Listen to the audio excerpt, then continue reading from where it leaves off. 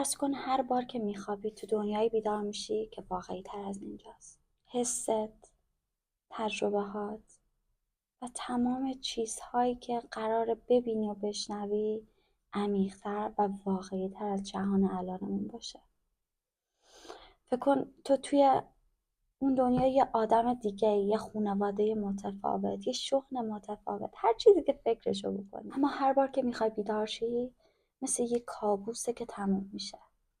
حالا فکر کن شاید این زندگی خواب یه زندگی واقعیه که فقط ذهن تو ساختتش و تمام چیزایی که واقعا فکر میکنی واقعیه در اصل یه خواب باشه. شاید تمام این دنیا و چیزایی که تو فکر میکنی واقعیه ساخته ذهن تو باشه و ذهنی که الان روی تخت خوابیده و توی یه جهان دیگه داره این زندگی رو خواب میبینه.